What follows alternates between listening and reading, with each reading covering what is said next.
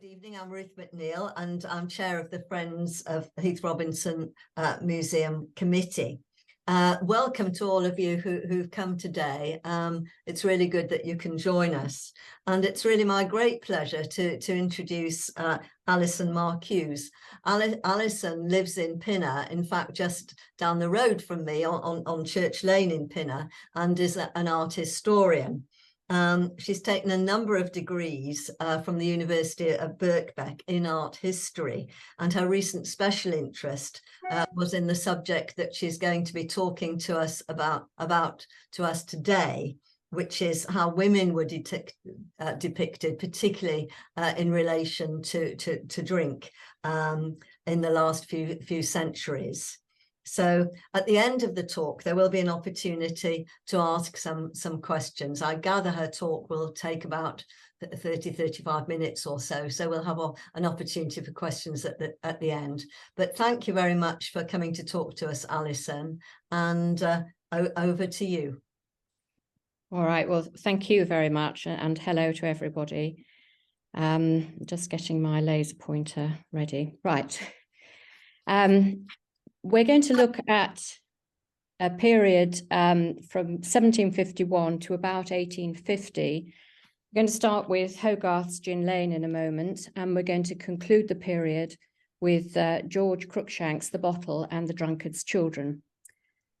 Just by way of a background, before I start showing you the images, gin was introduced into England in the late 17th and early 18th century, when soldiers returned to England from the Low Countries, where they'd used it to provide Dutch courage. In England, it could be produced cheaply and illicitly, making it very popular, especially in urban centres such as London, Manchester and Bristol. It was sold in gin shops, in dram shops, in chemists, and by hawkers carrying flasks and bottles of it in the streets. And although heavy drinking was endemic among both sexes and permeated all ranks of society, it was viewed by reformers as a problem centred among the working classes, and drunken women were particularly disdained by polite society. It's also useful to acknowledge that the feminisation of gin is important to the construction of a female working class drinking problem. Nicknames often used for gin were Mother Gin and the Lady's Delight, and gin was personified as Madame Ginevra in engravings, and it's often she was often expressed as an intoxicated, semi-naked female figure. Concern for the heavy consumption of gin continued into the 19th century, and drunkenness became a common offence for women to be incarcerated by the mid-19th century. Societal views of normal female behaviour led to the current and historic double standard surrounding male and female drunkenness. What might be viewed as manliness in a man was regarded as a transgression of the boundaries of the female role and her identity, her role as mother and wife, and her femininity. So we're going to look first at wives, drunken wives and mothers, women who were chronically heavy drinkers. And they had an immense backlash from society. I've just got a quote here from a paper of 1783. Of all the misfortunes that ever befell a sober man, surely the greatest is to be connected with a drunken woman. From the 18th century, the family was seen as increasingly important as a building block of national and moral values. And this fed into debates of the period on women's social roles and concepts of feminine propriety. There were concerns women were not looking after their babies and children, and this was fueled by the high infant mortality rates. And we can see in the following images how they engaged with such notions. Hogarth published two engravings, Gin Lane and this one, Beer Street, to coincide with the Gin Act of the 1st of February 1751, which sought a tightening of the licensing laws. Beer Street is a warm-hearted parody. It depicts a lively and prosperous area of London. The inhabitants appear well fed, as you can see, and they're happy, and most of them are gainfully employed. Some pause to drink tankards of beer outside an alehouse, tapping into a tradition of Englishmen enjoying a beer after a hard day's work, and this was considered an acceptable form of drinking. The alehouse was a predominantly masculine social space and sometimes seen as a refuge for men from the pressures of family life.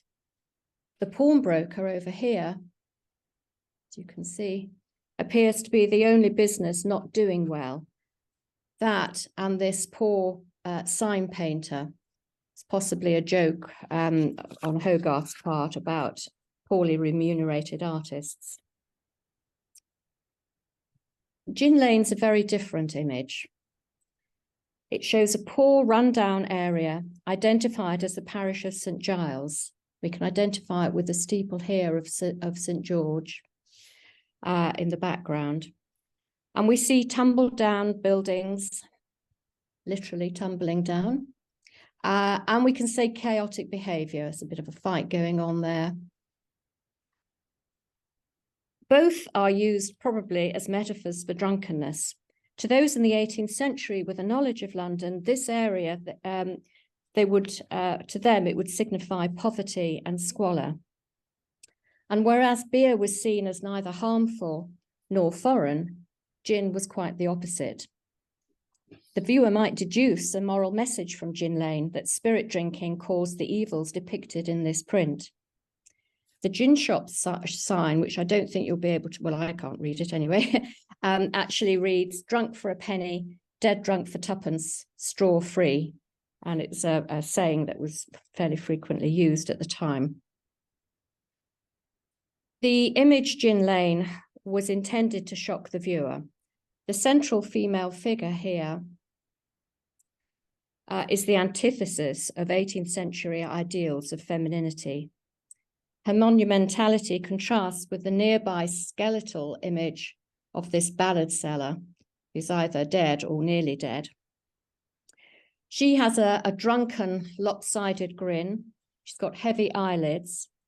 Her large legs show signs of syphilitic disease. And she's an unattractive and gin-crazed woman with masculine broad shoulders, tattered clothes, and unnatural-looking bare breasts. Women's bodies, specifically breasts, are often used in satirical prints to express anxieties about transgressive femininity. And this central figure can be seen as the embodiment of Mother Gin, Madame Jennifer, which we can see in earlier engravings. Here, the lamentable fall of Madame Jennifer. We see an intoxicated woman here on her back.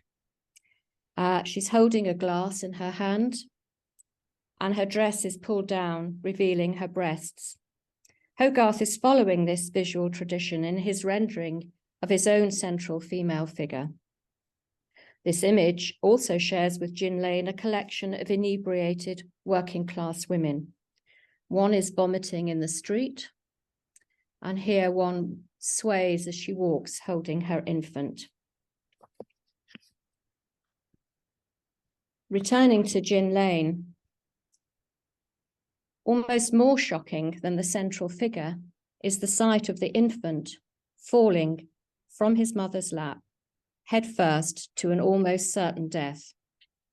This female figure here is depicted as an uncaring, intoxicated mother, seemingly oblivious to her child's imminent death. She's not fulfilling contemporary gendered social expectations of her role as a mother, while also jeopardizing the future of the nation. She's supposed to be raising the next generation of laborers, soldiers, and sailors. Other female figures in Gin Lane worth looking at is a woman at the side here, pouring a dram of, she's got a dram cup of gin and she's pouring it into her infant's mouth. We see that image of a woman pouring gin into an infant's mouth throughout the period. In the background, we can see here a woman only partially clothed, again, bare breasts. She's being lowered into a coffin, succumbed to very heavy drinking, and the child cries by the side of her. Over here, we see a woman pawning her pots and pans from her home, with the implication that she's going to spend the money on gin. Contemporary poems, texts, and the press focus on this and the impact of this pawning of the household items, the impact it has upon the home. Such behavior was seen as leading to women not fulfilling their household duties and could be ruinous to their husbands. One newspaper in 1799, the New Evening Post, wrote one woman had ruined her poor husband even to the pawning of his clothes to support her vicious appetite for drink. Just point out over here, there are two very young women or girls who appear to be in receipt of parish charity. You can tell by the badges on the side of their arms, their right arms, and they're drinking in the street. And then we see an elderly woman here in a wheelbarrow having gin poured down her throat. And I would argue these are all expressive of a gendered view of gin as the lady's delight and its hold over women.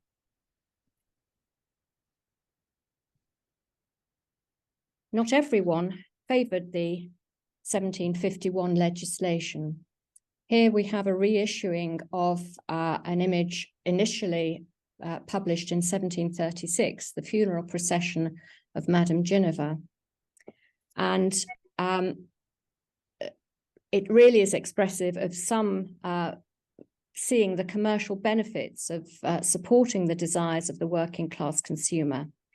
It's an anonymous print, and it shows a funeral procession, as you can see, with the coffin representing gin and the dram cup on the top there, and publicans forming a procession following the coffin. Interesting for our purposes, we see in the foreground women drinking. Here's somebody probably selling gin from a flask, a young infant pleading for some. We see over here women fighting, implication drinking heavily and fighting goes together. So we see again that female drunkenness is showcased. And that's just so you can see the comparison of the two images. Probably agree that Gin Lane is a much more striking image, and it's retained a big impact on graphic imagery throughout the period. We're going to fast forward now 100 years to George Cruikshank's The Bottle. The Bottle is a cautionary narrative on the consequences of parental consumption of liquor. George Cruikshank, like his father and brother, was known as a heavy drinker. Cruikshank's earlier works, which we'll look at later, follow the tradition of graphic satire that we've seen in Gin Lane. But in the 1840s, he abstained from alcohol and became an advocate of the temperance movement. His graphic prints featuring drunkenness, known as his temperance art, became didactic and lacked satirical bite. The Bottle is intended as a serious comment on the dangers of alcohol. The characters appear dour compared with Hogarth's, and the series of prints lack caricature and satirical wit. This is an ordinary but comfortable family, and it's going to succumb to the effects of alcohol addiction as the parents take up the bottle. The home's envisaged as a single room, and as you see as the prints move on, as I move them on, the home itself undergoes physical disintegration. A feature of Cruikshank's narrative is to focus equally on the drunken mother and the father. Much more typical, we'll come back to the bottle in a second, but much more typical is, when I can move it on, is this image of Nathaniel Courier's The Drunkard's Progress. And it's much more typical because it's the man doing the drinking. First of all, he's drinking with a friend. He's enjoying himself drinking. Then he starts to look a bit the worse for wear. Heavy drinking ensues. Probably loses his job. They nearly always do in these stories. And then he becomes poor and turns to crime, and finally takes his own life. And the wife and child are depicted as being left destitute. They are the victims.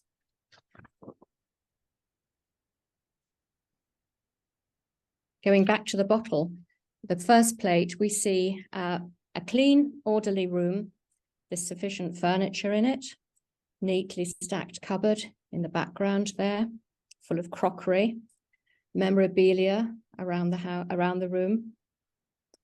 The parents and the children appear well dressed. They look respectable and happy. They embody contemporary Victorian family values. The fire burns in a grate, nice Georgian looking grate there, the cat and the kitten at the front.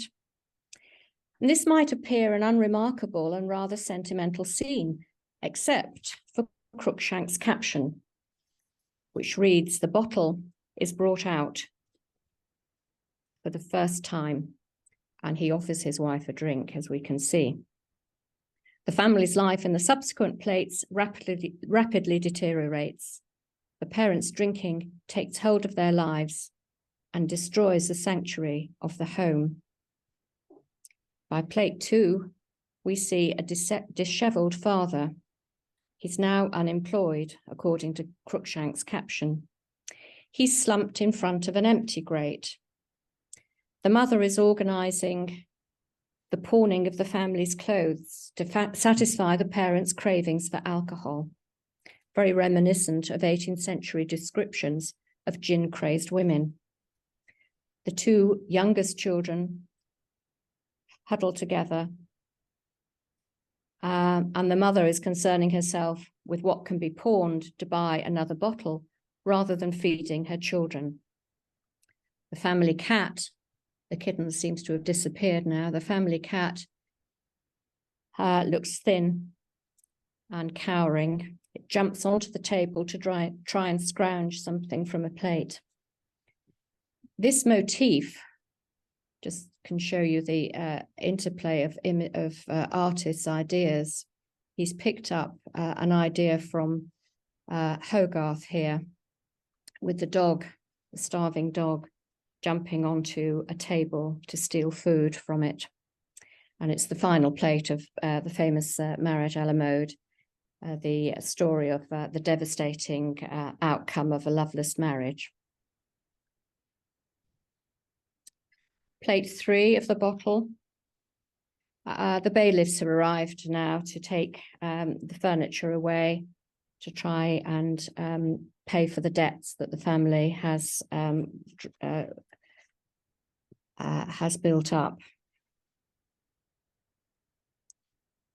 We see again the children, the little girl, the boy, the daughter who was helping in the first plate is now looking concerned, and the parents are drinking.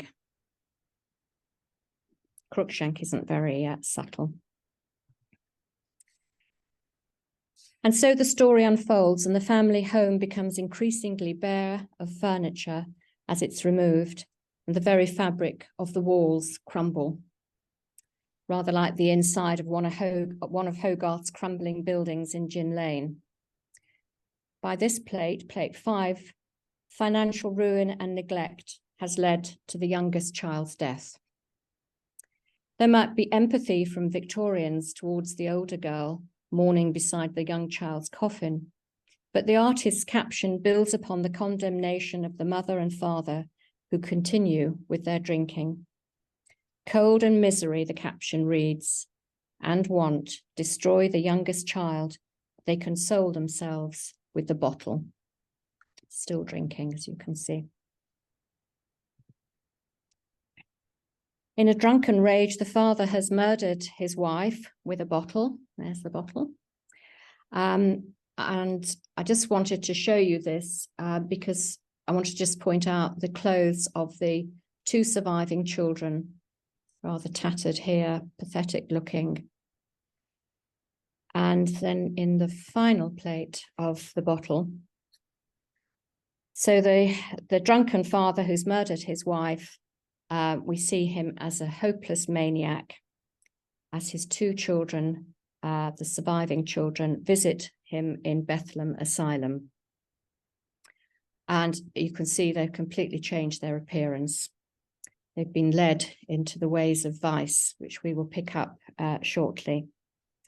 So we can see that Cruikshank's temperance art has a strong emphasis on Victorian values of high moral standards within the family, which need to be upheld particularly by the mother, both for the sake of society and for the country.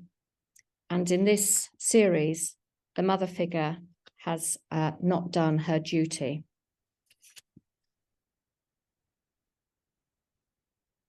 So having briefly looked at wives and mothers who habitually consumed alcohol, we'll move on to women drinking in public. And this excerpt from the Leicester Chronicle reads, "If there is one spectacle more disgusting to behold than another, is that of a drunken woman reeling along a public street." So it's often considered by social historians that the public sphere was seen as a masculine sphere.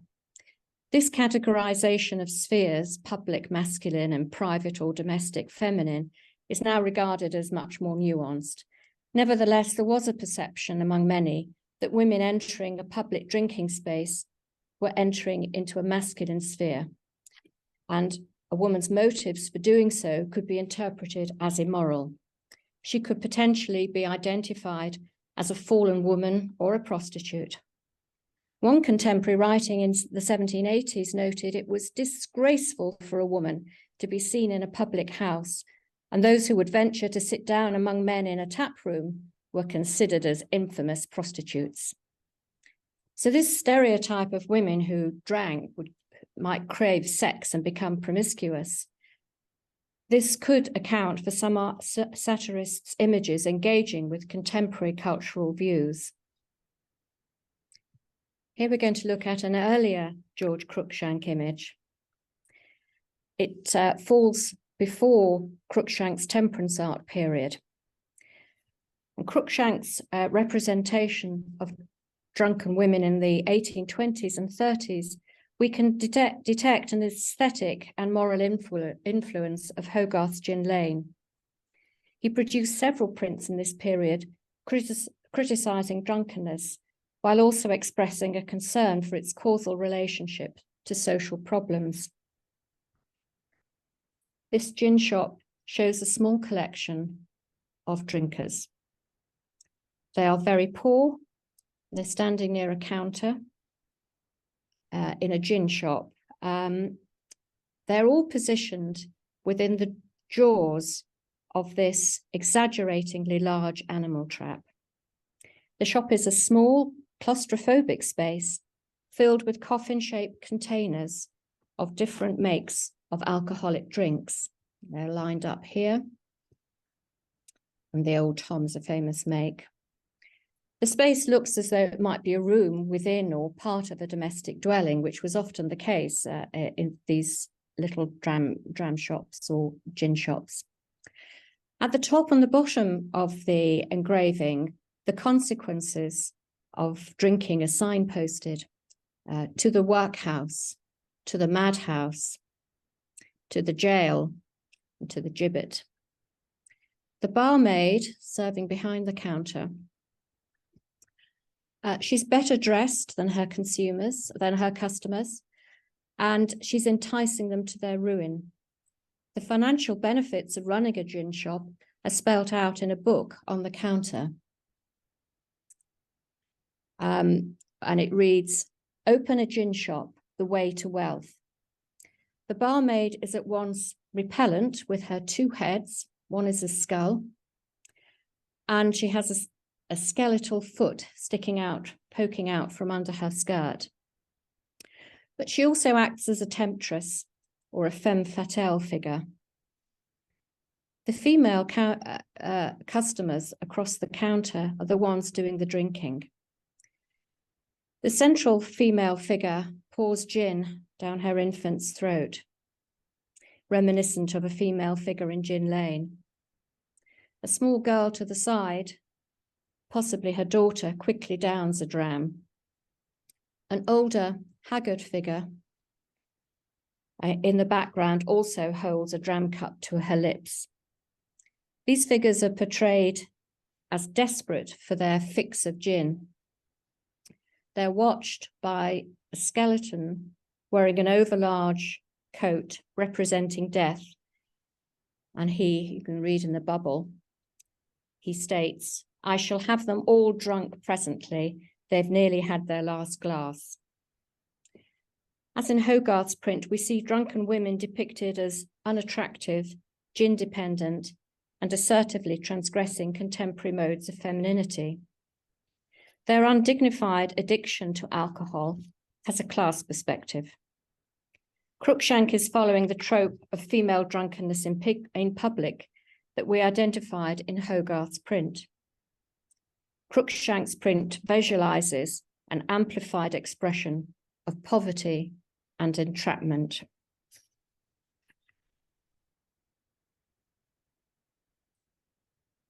This is the image from the title page. Much lighter touch of Thomas Rawlinson in his dram shop of 1815 to 16. It's partly due to his figurative style. You see much more fleshy figures, and his use of line as well as the humor he makes use of. There's always a lighter touch here. We see a social mix of drunken women and a range of drunken behavior. This is taken from Rawlinson's series, The English Dance of Death, which shows contemporary scenes expressing comedic elements in everyday life. And it's the interior of a dram shop where female drunkenness is conspicuous. This ranges the female drunkenness from the fashionable young women highlighted, drinking and carousing with male companions, to the three working class figures at the front who are so inebriated they're lying on the floor, barely conscious, one with her breasts hanging out. It's a Gin Lane again. And in the shadows at the rear, we see physiognomic types expressive of poor, inveterate consumers of alcohol. And two of these women appear to be in a brawl. Meanwhile, the skeleton to the side, representing death, is topping up the barrels of spirits with poison. An anonymous couplet, which was written below the print, it isn't seen here, reads, "Some find their death by sword and bullet, some by fluids down the gullet." Rawlinson shows both happy and sad drinkers, the young, better dressed, more middling types. Maybe they're not habitual drinkers yet.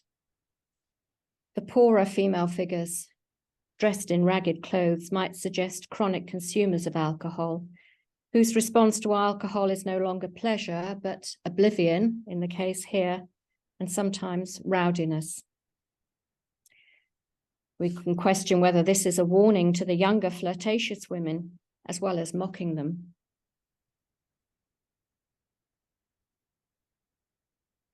One consequence of female drunkenness was associated with prostitution. In 1848, Cruikshank produced his sequel to The Bottle, in which he followed the lives of the two surviving children, which we saw in the last depiction of The Bottle. The drunkard children, which I'll show in a moment, narrates the further decline in the life of the daughter. Having lost the protection of her parents, she's forced away from the security of her home onto the streets to be exposed to questionable moral influences. In the final plate of the bottle, when she visits her father in Bethlehem Asylum, she's wearing clothes which Victorians would associate with her class and with someone who's succumbed to the life of a prostitute. Her gaudily contrasting dress with short skirt and her feathered bonnet is accompanied by the caption stating the daughter has turned to vice and to the streets. Turning to the sequel to the bottle, The Drunkard's Children, in plate 1, we see she's been placed in a gin shop, drinking in public. She appears to be wearing the same clothes as in the previous print I've just shown you, thus confirming her decline from respectable society. She stands next to a tall man who might be described as a swell with dishonorable intentions. 18th century texts also made the connection between female drunkenness and immorality. Drinking exposing a woman to, quote, rakish young fellows. And we saw in the central figure of Hogarth's Gin Lane with her, the legs showing signs of syphilis, is also expressive of contemporary views on the habitually drunken female's propensity to moral decline. The accompanying text here to this plate describes the two children, the daughter and the son. The son's over here. I haven't shown you him. There he is. This is the daughter again. So they've falling into the hands of wretches who live upon the vices of others, and they are led to the gin shop. This gin shop, unlike Cruikshank's earlier one, is a densely packed room, and it's showing young, lame, and old, all eager to imbibe. Here we see a woman with her baby pouring gin into its mouth, another one pleading for a drink. Fast forward to The Drunkard's Children final plate, and we see the daughter's life has spiraled out of control. She throws herself off Waterloo Bridge. The image has an abstract quality in its depiction of what's described almost as a balletic figure falling through the air. We see two people looking on, but they can't help her. Cruikshank's print series has followed the trope of the narrative of the fallen woman who's turned to prostitution and whose life of sin is ultimately paid by her death, often by drowning. This became part of British visual and literary culture, featuring in, for example, George Frederick Watts' Found Drowned, the similar period. In both Cruikshank's and Watts's image, the dead or dying woman becomes a figure of beauty, thus potentially evoking empathy from the viewer. And Cruikshank has made the drunkenness of the woman central to the narrative of her untimely death. The caption accompanying the plate reads, "The poor girl, homeless, friendless, deserted, destitute, and gin mad, commits self-murder." A slightly lighter note, we go back to another image by Thomas Rowlandson. It's Vauxhall Gardens of 1785. In the 18th century and the early 19th century, Vauxhall Pleasure Gardens was an open-air leisure and entertainment centre in London where a carnival culture could be enjoyed. Visitors from a wide spectrum of society were attracted to the less restrained atmosphere where excessive eating and drinking could take place. Here we see a rather greedy group of people, and we're going to focus on this in a moment, drinking going on. This watercolour was engraved in 1785 and it provides an imaginary snapshot into a moment at the Pleasure Gardens, showing a cross-section of late 18th century society enjoying itself in this space. The composition is arranged as players on a stage, and they're organized in groups. You can see. Contemporaries might look to identify some figures and any potential reference to current gossip. This, I would argue, is about people looking and being looked at. These women want to be seen. They're fashionable, they're sophisticated. What's of interest for our purposes is the group drinking together on the far lower right of the image. They're not looking at others, nor appear conscious of being looked at. These four figures have a Hogarthian quality about them, and they could be viewed as comical stereotypes. They contrast with the central groups, who wish to be conspicuous as fashionable and sophisticated, and to be seen by others. Rowlandson depicts these two women sitting at the table and drinking as gaudily dressed and with coarse features. These four women have been identified potentially as Mrs. Barry, the old board of Sutton Street, Soho, with two of her customers and one of her girls. This foursome, who were enjoying themselves drinking, with the waiter next to them, uncorking a bottle for them by placing it between his legs with clear sexual innuendo. These four, they focus on one another. The image also makes the link between lower class women drinking in public and prostitution.